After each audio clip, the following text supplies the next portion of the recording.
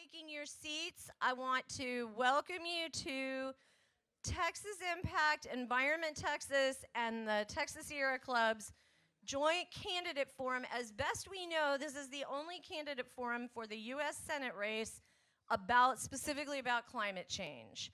It's an issue that all three of our organizations are deeply concerned about, and we wanted to make an opportunity for you to hear from these candidates. We have with us three candidates for the U.S. Senate seat in Texas: Amanda Edwards, Senator Royce West, and Cristina Tzintzún Ramirez. That is right. Thank you.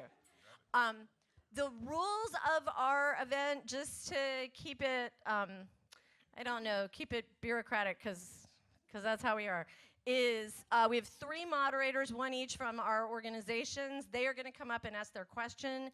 Each of the candidates has 3 minutes to respond to the question. When that question's over, the next person will come up and ask their question.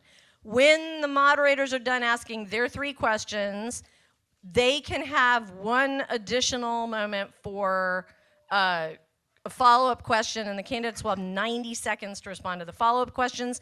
If you have audience questions, we will have people circulating who can take them from you. They need to be written down on paper. I don't know how much time we'll have, but we will try to get to as many as possible. And I am waiting for the guy in the blue shirt to give me a thumbs up, so I'm just vamping here.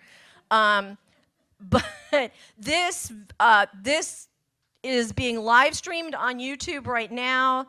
It's also going to be on our Facebook page, which says, I believe, go to YouTube for the better quality video. And it will be re-aired on the Austin Chronicle's website this evening at 6 o'clock. So you have plenty of opportunities to watch. If you miss anything, you can go back and see it again. Right now, I'm going to, starting here on my right, I'm going to give the candidates each 90 seconds to introduce themselves, and then the first moderator will come up. Thank you. Good afternoon. My name is Amanda Edwards, and I'm running to be your next United States Senator. And the reason that I'm running is simple. I believe in real results in people's lives. We have got to end the days where it's okay just to make campaign promises and not deliver on them. We need effective servant leaders who know how to get jobs done in government and deliver the results that people deserve. It has been my pleasure for the last 4 years, serving 2.3 million Texans as an at-large Houston City Council member. And being someone from the Gulf Coast who knows what it feels like to have 400- or 500-year flood events in the last 5 years, I know the significance of climate change and the billions of dollars it costs us and failing to do anything about it, as well as the lives that are in fact lost in the process as well.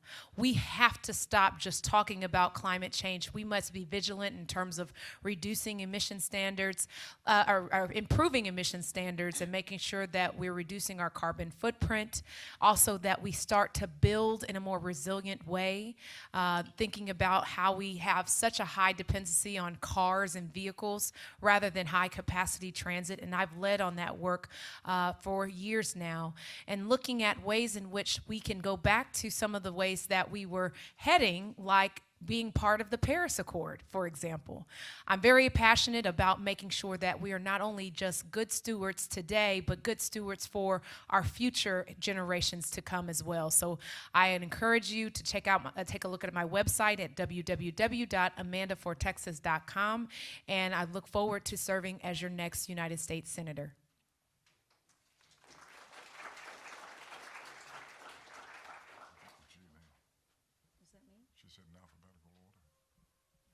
Alphabetical order? Sure. So my name is Cristina Tzintzún Ramirez. There are many people running in this race. You can remember my name because it's the longest, most complicated name on the ballot as well. But it's great to be here with you all. I've worked with many people in this room over the last decade and a half at the organizations that I led that have become some of the largest voting and civil rights organizations, that have had the moral courage to tackle issues like climate change, immigration, and economic justice. You know, someone that spent a decade and a half passing legislation for communities that were underestimated and underrepresented in the political process.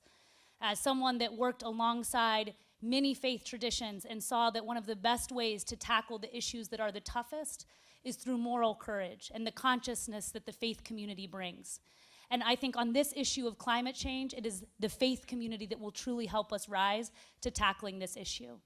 You know, I think about one of the greatest quotes from Pope Francis that has led the Catholic Church to really rise to the occasion to tackle climate change, understanding its environmental impacts, but its moral consequences on our society.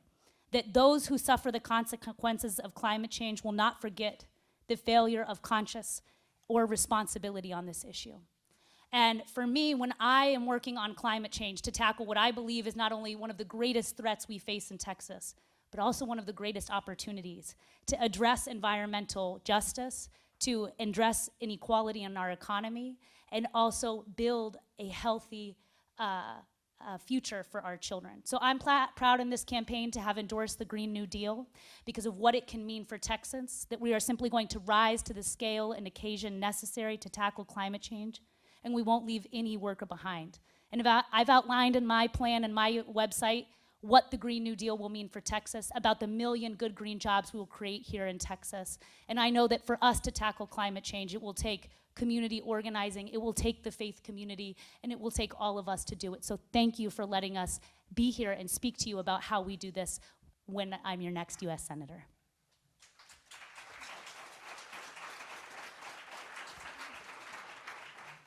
Good afternoon to each and every one of you.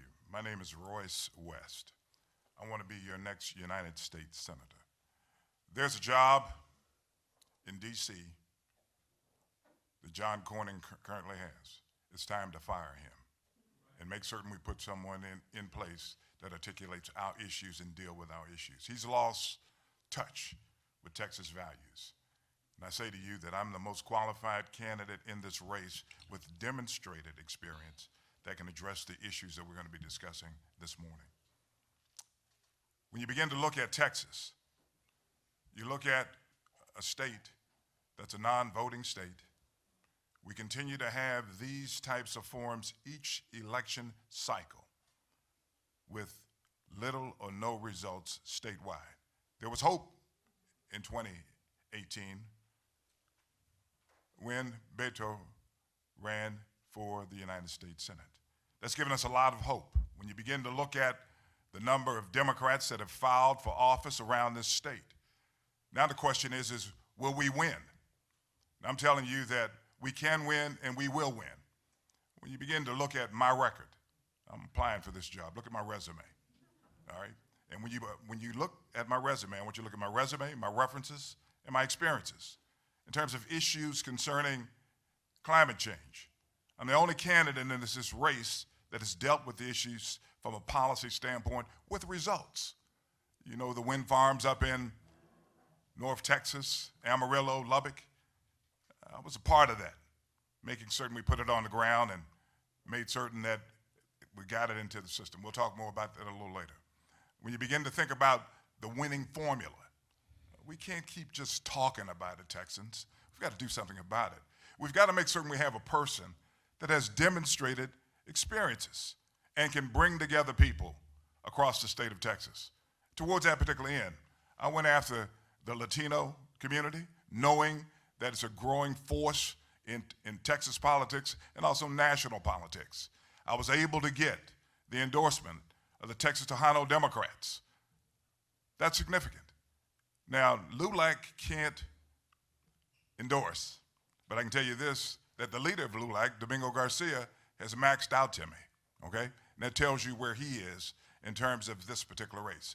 The Texas Coalition of Black Democrats, a vital coalition partner in winning this race, had a poll, and I was the #1 vote getter in that poll. So what does that tell you? That I can bring together coalitions based on interests, not based on color, but based on interests. And I'm doing that. And so if we want to win, as opposed to continue the mediocrity that we've had in the past, I need to be your choice for the United States Senate.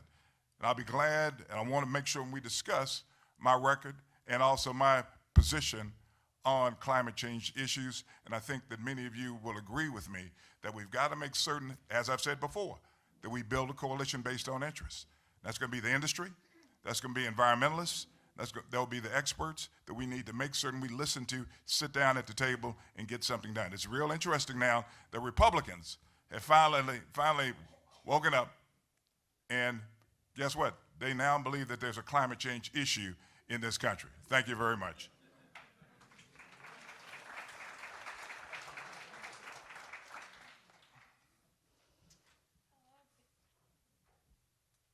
Hello, good afternoon. Thanks to all of you for being here today to talk about climate change, such an important issue. I'm Anna Farrell-Sherman with Environment Texas, which is a statewide advocacy group that works to protect our clean air, clean water, and open spaces. We raise grassroots support for issues that matter to all of us, like preserving our state and local parks, protecting our waterways and our ecosystems, and preventing illegal pollution of clean air. And as our clean water associate, I work with Texans every day on issues like flooding and drought that are already major concerns here in Texas, and we know that climate change are only going to make these issues worse. And so we know that preventing and mitigating climate change is going to take major investments in clean renewable energy, nature-based infrastructure, and other types of solutions. So our question for you is, will you support the renewal of tax incentive programs and other major investments, even if it means raising revenue from other sources to finance those solutions? I'll go first. When 51 inches of rainfall strike and come across your community, known as Harvey, one of the first things that I think has to become a priority after we had already experienced several different flooding events is how do we put people in a position better than they were before this happened? How do we actually prevent people from experiencing the billions of dollars in damage and the loss of life that was experienced in such a widespread manner? Investments in use of clean and renewable energy is absolutely a must. We have to incentivize and support the efforts that we want to see, and so I think you absolutely have to do that. I think infrastructure investment is critically important. When we look at, things like what we call the Ike Dike and all of the other mechanisms to also try to restore nature back into its rightful place where we have put concrete instead, we have to right the wrongs of the past, and that requires substantial investment. Separate than that, I would say also looking at the resiliency of how we are getting people around to and from where they need to go.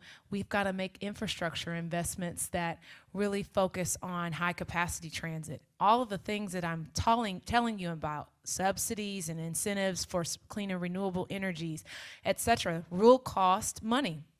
And it will be an investment that we must make. But I ask those that challenge these opportunities that we have to invest, would you rather spend the money on the front end before lives are lost and before billions of dollars are expended in insurance and rebuilding, or would you rather spend it as I've just described? And I think as a community, we will be much better off. It used to be the case where you get in a setting like this and you had to debate whether climate change was real.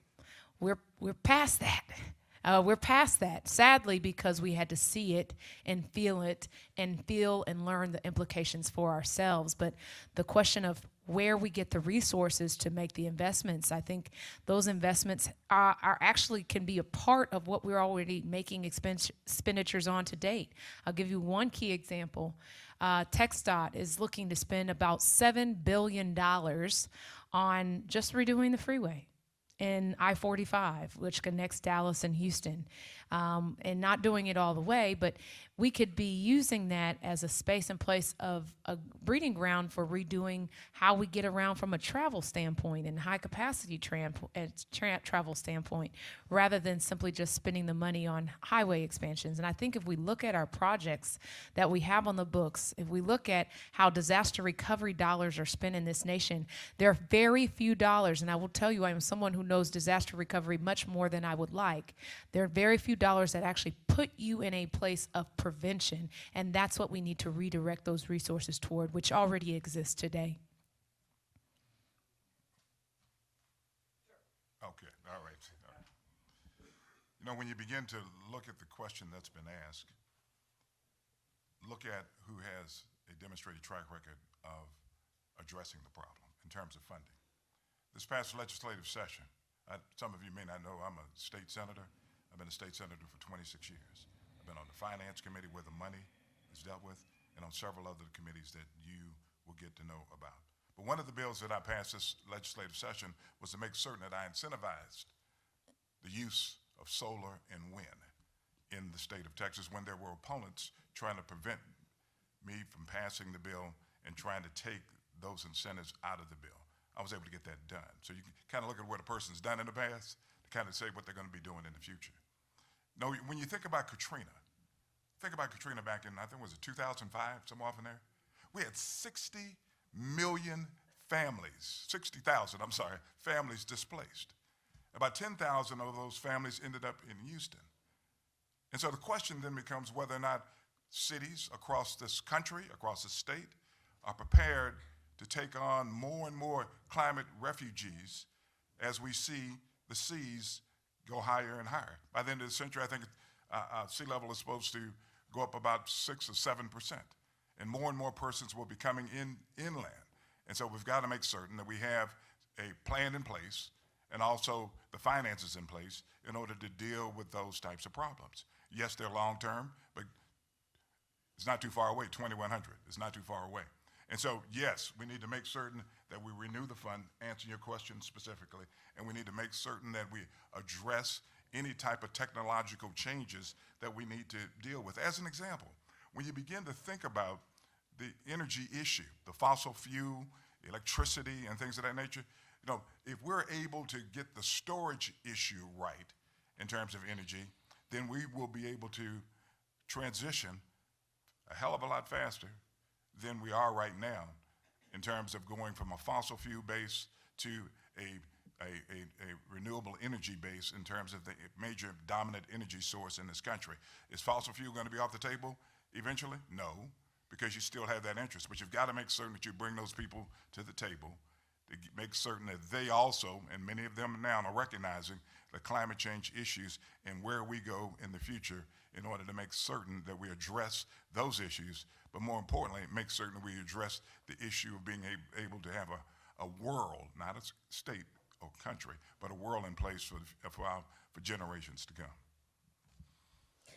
So in this campaign, I am endorsed by 350 Action, one of the nation's largest climate justice organizations. And the reason they endorse me is because I'm one of the few candidates that supports the Green New Deal. Now, you will hear from John Cornyn that the Green New Deal is too expensive for Texas, and that's why he doesn't support it. But what he doesn't calculate is the catastrophic cost of doing nothing on climate change, both for our environment, our economy, and the human cost and suffering, which I believe is incalculable. Now, if you read the Green New Deal, which my guess is John Cornyn probably didn't read it, like he didn't read nearly 20 years of climate science reports because he just recently realized climate change is real.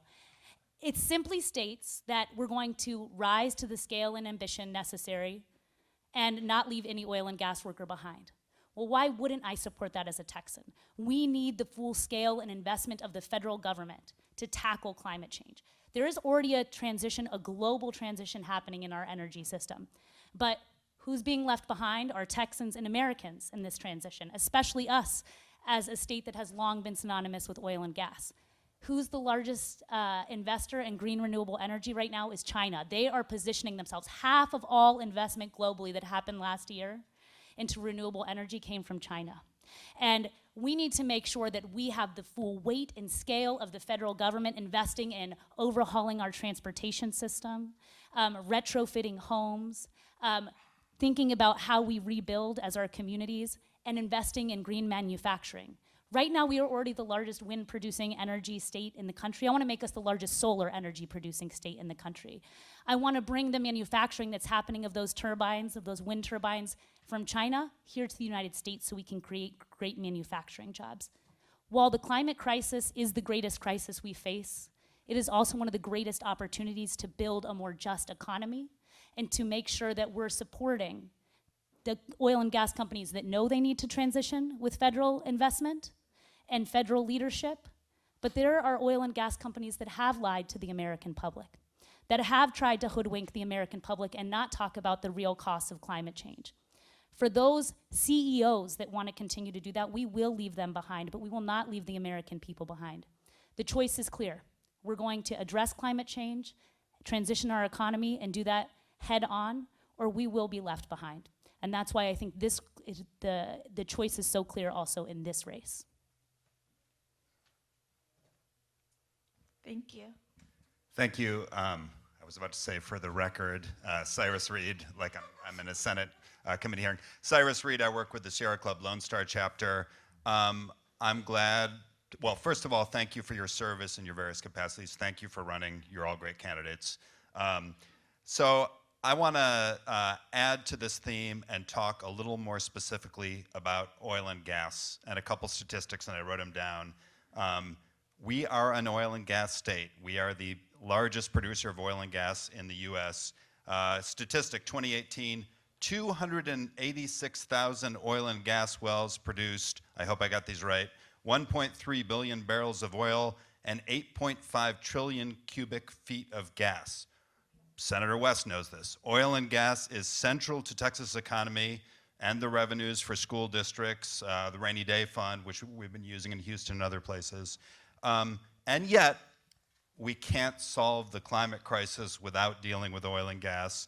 And again, for industry, transportation, natural gas provides about 50% of our electricity in 2019, even as solar and wind increased. We're also learning that the methane emissions in West Texas alone, which cause climate change, are greater than many of the largest oil and gas producing countries. So just Permian Basin alone is a problem. So let's get specific. What specific policies would you promote as a senator from oil and gas loving Texas to lower climate causing emissions and ultimately move us beyond oil and gas in Texas, a state where so many people have their livelihoods and jobs connected to this industry? And Senator West, if you don't mind going first, I'd like to start with you. Fine. More investment in terms of research and development, for certain. I mean, when you begin to look at the issues concerning research, Cyrus, the federal government isn't doing enough in order to deal with this particular issue. And in the private sector, the same thing. Even though we've had some failures in terms of research and development, I think maybe about $535 million in terms of failed research sponsored by the government. We've had over $1 billion of failed research by the private sector. But that doesn't mean that we stop.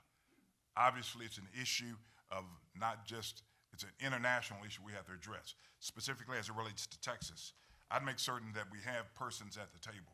I'm not going to sit up and tell you that I'm going to have a specific policy on it. My policy will be this. I want to make certain we do something about it to make sure we have a balanced economy in the state of Texas. I don't think it's realistic to believe that we will ever end up with a fossil fuel-free economy. But what I do think is that we can position the industry leaders here in Texas also to make certain that we have the dominant energy will be renewable energy that we'll be able to utilize, especially if we can turn around and solve the storage problem. That's the biggest issue as I see it, making certain we take care of the storage problem. And so I recognize, based on my experiences, that you've got to bring everyone to the table in order to come up with a resolution of this particular issue. Has it happened yet? No, but there's more recognition that there's a problem now.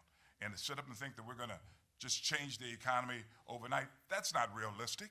You know it as well as I do. But we've got to make certain that the great majority of Texans and persons in this country want to change this economy and go in the direction that we're talking about going in, making certain we address climate change in this country.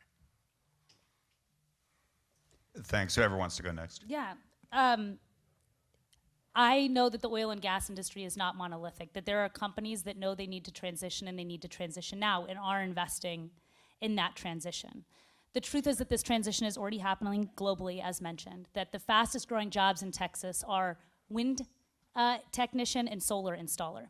that there are 233,000 workers in advanced energy here in this state. Those are green jobs, good green jobs. What we need to make sure is that we're expanding that and that we have a federal focus, level of investment necessary, and also legal parameters to make sure this transition happens.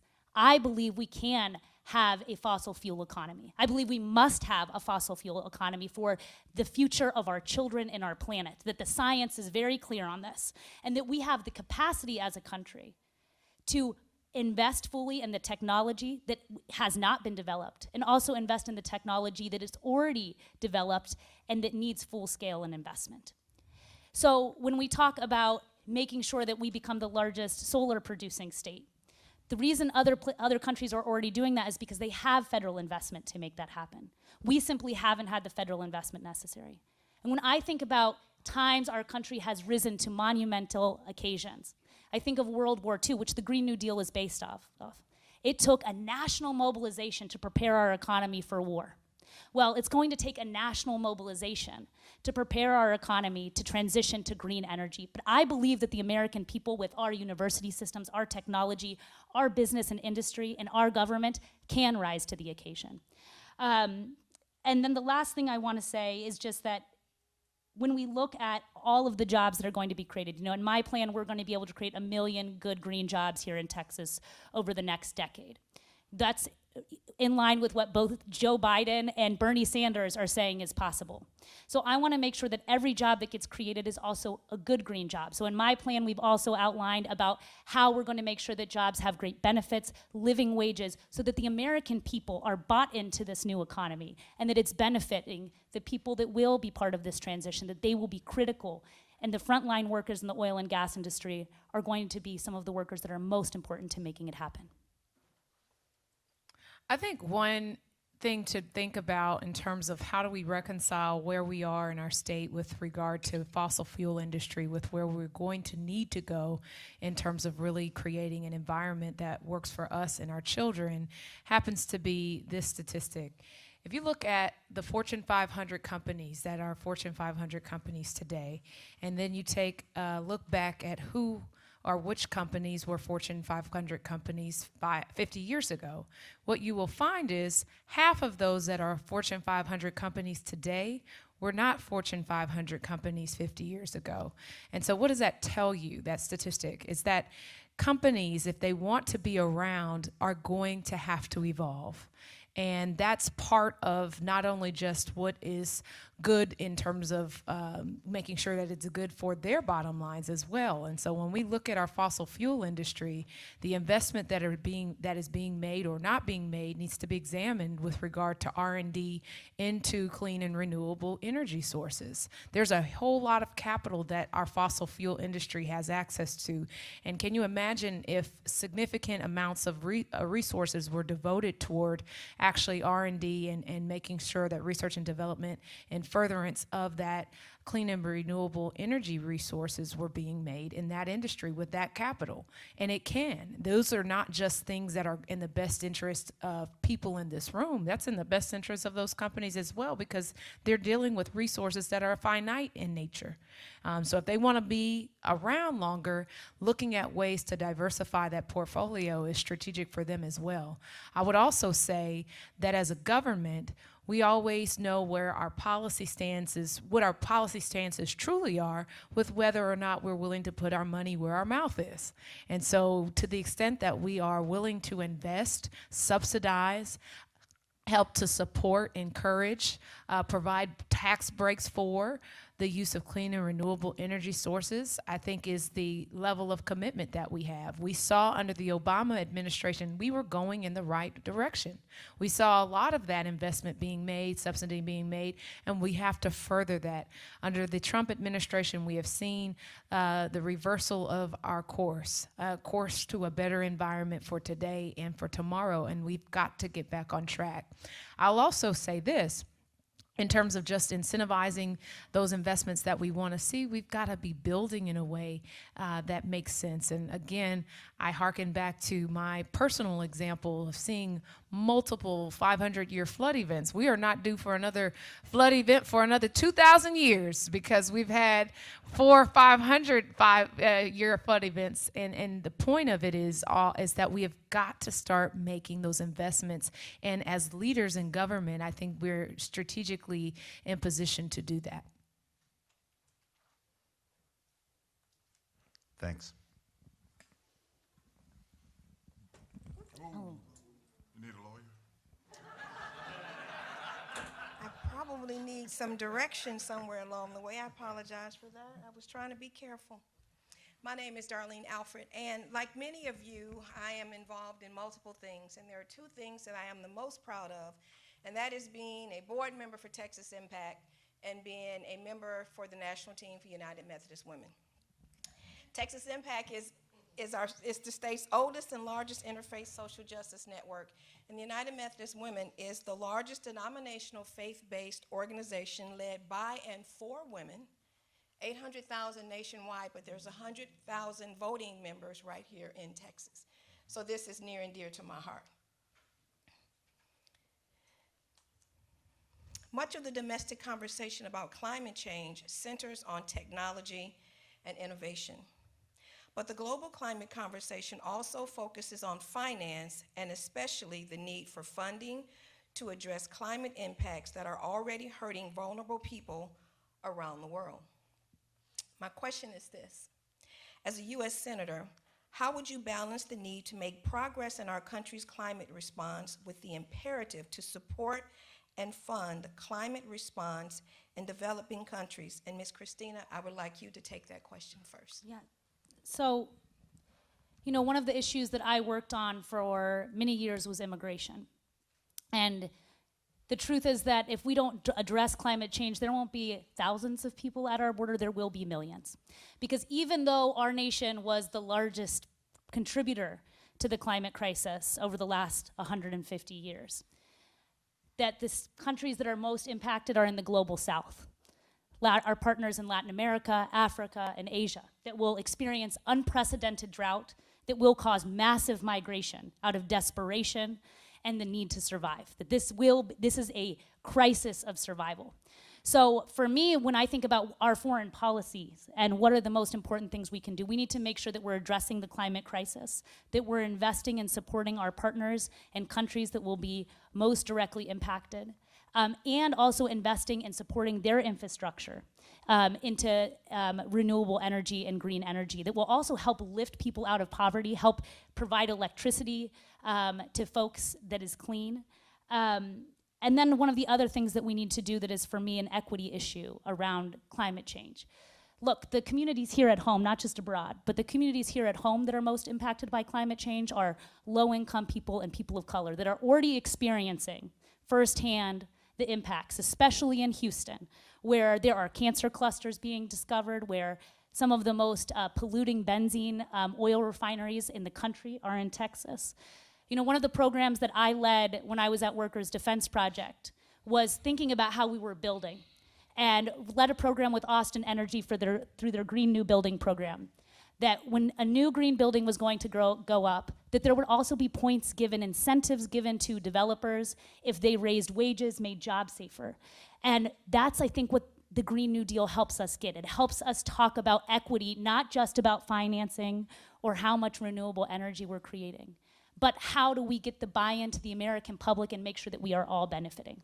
And so that also goes to how we invest south of the border and with our partners all across the globe that will be most directly impacted. Yes, could you repeat the question, please?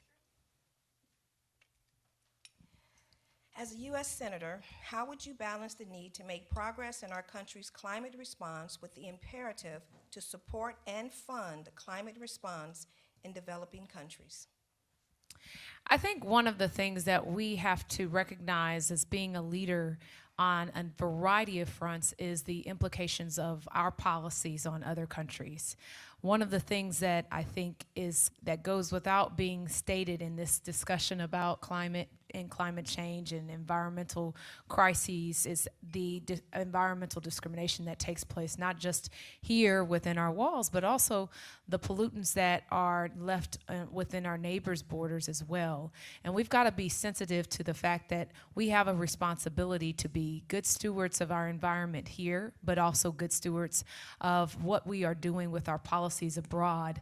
And it's important also when we think about environmental injustice here. I am from Houston, where we've just had a significant amount of press recently on the cancer clusters that people are exposed to in an area not too far from where my campaign office actually is. And the truth be told, there are so many cases. If there are these cases that we know of, think about the cases that we don't know of, and the people who are fallen victim and who are suffering from cancer for generations now and don't even know why. And the key piece of this is understanding that we have to be responsible stewards no matter what people's socioeconomic status is, as well as with respect to where they come from. And the way our trade policy works impacts what people are exposed to. We have the second busiest port in the nation in Houston. The Port of Houston is significantly busy, and we have petrochemical industry. We have a tremendous amount, and you've seen in recent times the explosions that we've had in just a very, very short period of time. Well, we've got to continue to monitor that, but we also need to make sure that we're not being unfair to people in terms of where these things exist in our place and the controls. I have seen and been in communities where we've seen the yellow residue on cars right by schools because of they're being too close to concrete batch plants. So environmental discrimination here is a very real thing, but also our policies that we implement across the broad spectrum also put others at risk, and we have to be seriously considering that as we think about every step of policy. So when you think about what are your policies, what are the unintended consequences, is a question I always ask. But that also should include the umbrella of environmental concerns as well. You know, experience has taught me not to be arrogant and to think that all good ideas just come from America. That's not the case. The Paris Accord that many countries are in have good practices that we should be able to share with the developing countries. You've got to understand, developing countries want to develop. And so the lessons that we've learned in America and other countries that are industrialized, we should make certain that we provide those lessons learned to developing countries. But don't be fooled that just because we provide them with that information that they're going to utilize it. They've got to be able to trust America and other countries first, that they have their best interests at heart. And from that vantage point, we've got to make certain there's a holistic approach in terms of helping move those countries forward, in terms of issues concerning employment, issues concerning education, and a whole array of issues that helps that country to develop. And if we do that, they would be better suited and more receptive to ideas as it relates to reducing the carbon footprint in this world and making certain that we deal with issues concerning climate change throughout the world. Thank you. I believe there is a follow-up question. So we have one follow-up question for you, and that's, we've spoken about a lot of really good policy solutions that we're going to need to address if we're going to tackle climate change. But if you had to choose one policy solution that's climate change focused that would be first on your agenda as our senator, what would that be? I think the low-hanging fruit is emission standards. We saw ourselves really going in the right direction, and now have just simply reversed course. And if you think about the millions of people who are impacted by our emission standards, we just got better emission standards in terms of our vehicular usage, reduce the usage of single occupant vehicle usage in terms of just to and from every single day. Think about Texas and our vast amount of highways and our vast amount of heavy use of and consumption of fuel. I mean, we could do much, much better, and I think we were heading in the direction. We had the car manufacturing industry really tough, strengthening some of their standards, and I think we also look at that with respect to emissions connected with, and from a regulatory paradigm with some of our companies and our businesses that also have that emit various pollutants in our environment. If our regulatory paradigm could get back on track towards being vigilant and being good stewards of our environment, I think that is a huge starting point, which, to be fair and honest with you, President Obama really broke a lot of that ground in terms of laying out those frameworks and dealing with the initial pushback and a lot of that. And, you've seen companies even who had invested money to become compliant with these new regulations only to find out that they don't count anymore. So I think that would be the best space and place to start with. I don't think it's starting from scratch. I think it's starting from a space where we were and then building upon it. I think that you've got to make certain you have a philosophy as it relates to policy. I would be supporting policies that, frankly, prioritize maintaining humanity over the economy. If we got to a point where we had to make decisions between the two, humanity would be where I would be. In terms of specific policies, I recognize that in order to move from a fossil-based economy as the dominant energy, we've got to be able to store the energy from our solar and wind and those types of renewable energies. So I would support policies that would do R&D for purposes of restoring or storing energy so we could have that as a mainstay for going into the future. I'd also support legislation that deals with retraining persons in the fossil fuel industry towards the green industry, given the number of persons we're going to need within that particular space in order to make certain that we are able to operate the new energies that we're going to be using in the future. So, for me, when I think about how I want to lead on climate change, I think about my approach to policy and how I've gotten policies passed in Texas for workers, around immigration, around student debt, is that my approach was always to fight first what's in the best interest of the American people, and to fight for the most bold, ambitious plan that we know will actually address the root causes of the problem we face. However, that's our starting place. And we may not always land there, but that's always where I start, and then I work my way back from there. When we look at the climate crisis, and we look at, especially here in Texas, we are the largest carbon emitter of any state in the country. In fact, double any other state. I think a Texas senator that understands our unique role and our unique opportunity. The climate crisis cannot be addressed by individual change and action. It has to be addressed by a federal level. So here in Texas, one of the largest ways we produce carbon is through industrial pollution, oil and gas refining at the industrial level. So I want to pass policies that will address that, because many of the great initiatives that people are doing at the individual level are still being wiped out by the large scale of industrial pollution.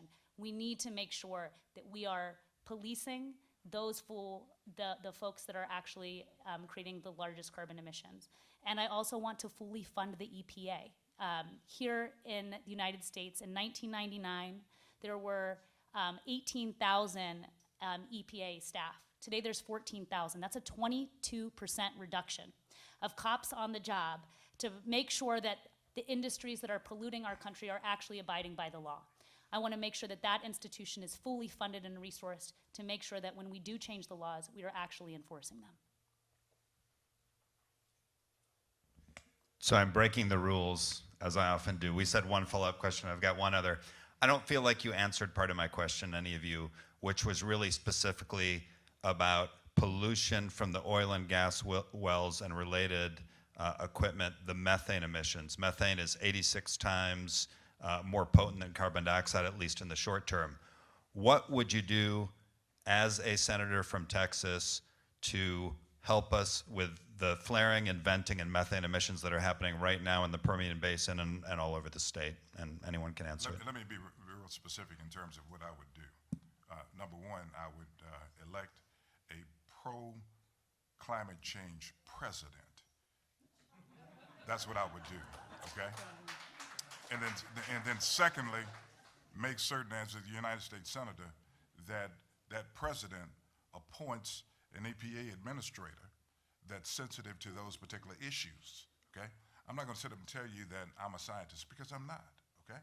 But if we have someone on the job as the EPA administrator that's sensitive to those issues, then we'll have someone that we can go to make certain that those issues, to the extent that they're unlawful or harmful to the environment, can be addressed by someone that's sensitive to the particular issue. Is that specific enough? All right. You know, I mentioned resourcing fully the EPA. We also have other institutions in this state that are supposed to police that kind of pollution that haven't been doing their job. You know, when I was 27 years old, one of the things that I was most proud that I ever did is I got a federal investigation across Texas into unsafe working conditions for construction workers.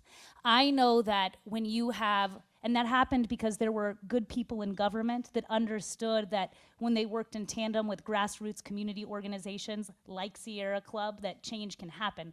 I'm a person that comes from grassroots community organizing, and I understand that when I go to the US Senate, my job is to push forward policy, but also work with people on the ground to expose where we are not doing our job and failing, and then supporting, for example, bringing up, if I was in the US Senate, to the EPA, that there were contaminations and failure of policies being adhered to in our state, and making sure that they knew, as a United States Senator of the second most populous state in the country, that I wanted them to fully investigate that. I would also say, you know, in addition to having strong leadership within the EPA, really having a focus on that because of its potency and impact on the methane emissions, I think that would be critical to ask for that and give that directive as to what we want to have regulatory instruction around in terms of reduction in that realm. I mean, you have to, if it's having such an impact as you've described it to be, having that as a starting point, I think makes a lot of sense. We just need to come up with the exact, you know, framing of what should the regulatory paradigm look like. I think you have to have, I think regulations are designed also to protect people and to keep our community safe. And so identifying what that is, someone who actually would push that forward in terms of leading those regulatory efforts would be necessary. Can I just say one other thing? What has been happening, Cyrus, is that the federal government has been outsourcing, I guess you could say, regulatory control to the states, as you well know. And so TCEQ has not been doing their job. Secondly, when you begin to look at a person who has demonstrated experience in this area, ask anyone in Dallas County that remembered the West Dallas smelter and the role that I played in making certain I've got the Environmental Protection Agency to come over there and to deal with that lead issue.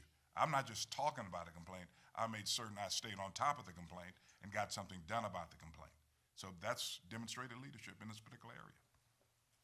Thank you. So we're going to go to audience questions. We're going to do as many as we can. Luke Metzger, my colleague at Environment Texas, and I are going to trade off asking the questions. And we'll just get through as many as we can. You have a minute apiece to answer the questions. We'll start the first one with you. The question is, about 25% of U.S. greenhouse gases come from coal, oil, and gas extracted from federal lands. A number of presidential candidates support a moratorium on drilling on public lands. Do you? I think right now we definitely need to take a look at how we're going about using federal lands to contribute toward this problem. I think right now, assessing that information is probably the first step before we just impose a moratorium. I think the study of that question is imperative first. Get the data, get the facts, make it clear, and then I assess whether that's the best next course is a moratorium. Answer to the question is yes. Yes, I absolutely support a moratorium on federal lands that are our lands. The U.S. Senate is an institution that negotiates across party lines. Oh, there we go. The U.S. Senate is an institution that negotiates across party lines on many issues, especially the budget. Can you share with us an example where your advocacy or public service as an elected official has worked to achieve a bipartisan compromise on budgetary or finance issues? Should I start? Yes. In terms of, I've served on the Senate Finance Committee for probably 10 or 15 years, and I've been able to get things done. When you begin to look at issues concerning foster care, how many of you know a grandparent that's taking care of a grandchild? Raise your hands. Well, if that child was placed with CPS, I was able to get compromise to make certain that those persons, grandparents, other relatives, had the ability to get a stipend every month in order to try to raise the child. That was bipartisan. In issues concerning criminal justice, I take no backseat to anyone. Body cameras. How many of you know about body cameras? I was able to get a consensus between Democrats and Republicans in order to pass body camera laws. When we deal with issues concerning domestic violence, I was able to take a leadership role on that in terms of protective orders, many of those issues. And so, again, I have years of experience preparing for this job because I've been in the minority party for some 25 years, and in order to be effective, I've had to deal with Republicans in order to get things done. I've got a record of doing that.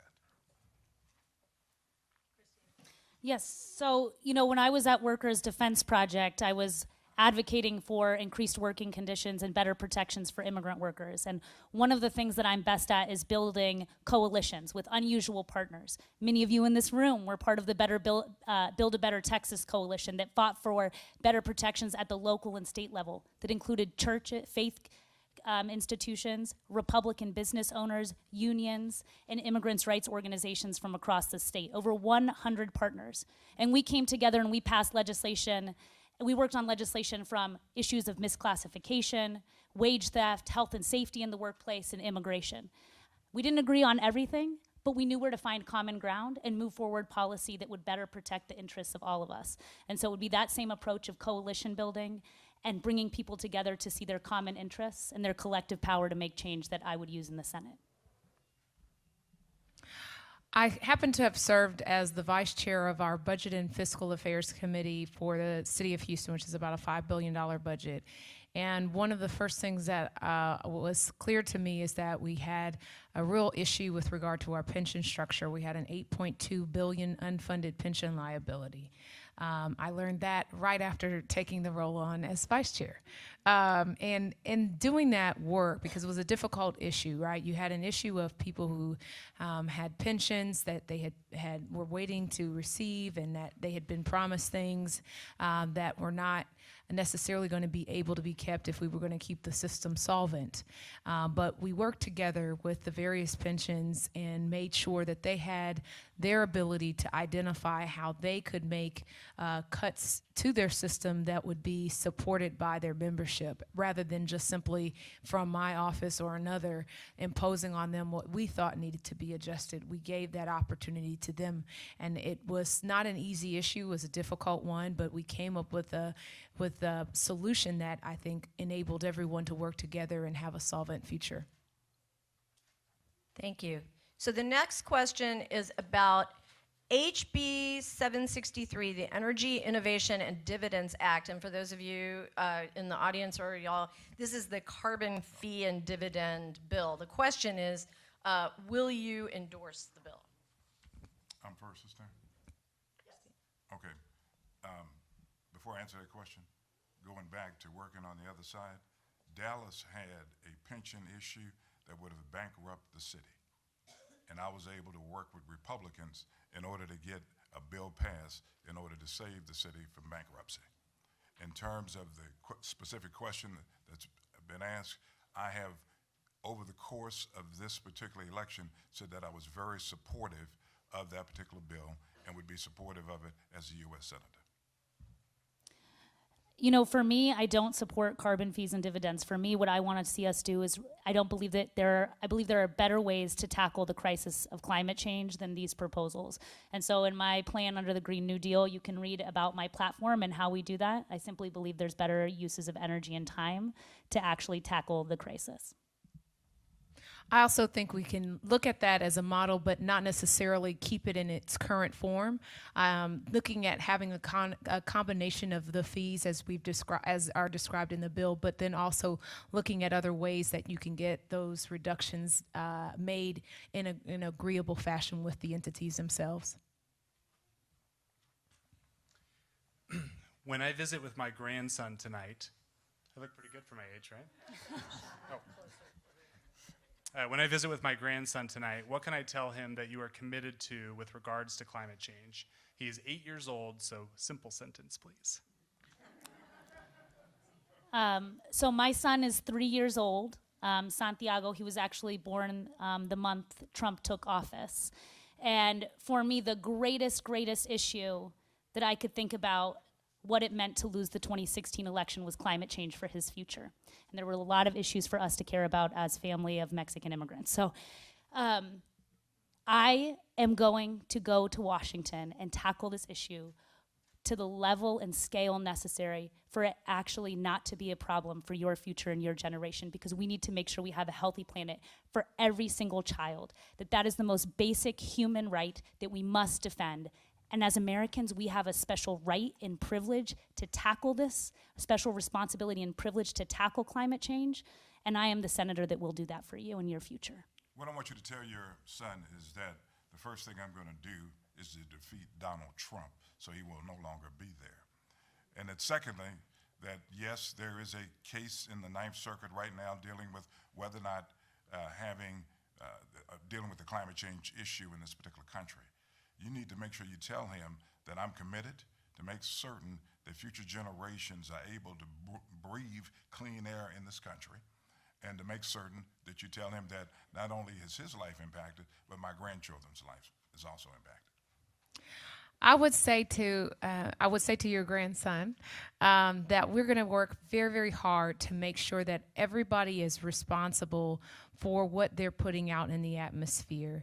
And when we think about those responsibilities, we think about it in terms of having measurable ways in which we try to reduce and contain the pollution that we are putting out into the atmosphere, so that he can have clean air, clean water, and have an environment that he can actually thrive in, and as opposed to one in which it harms him. Y'all, thank you so much. We are right at time. I want to ask our co-sponsors. So you've met all three of us, but Texas Impact. Oh my. Texas Impact, the Sierra Club, and Environment Texas. We are so pleased to have been able to bring you this great conversation. You all, thank you so much. This was so exciting and inspiring for all of us. Thank you.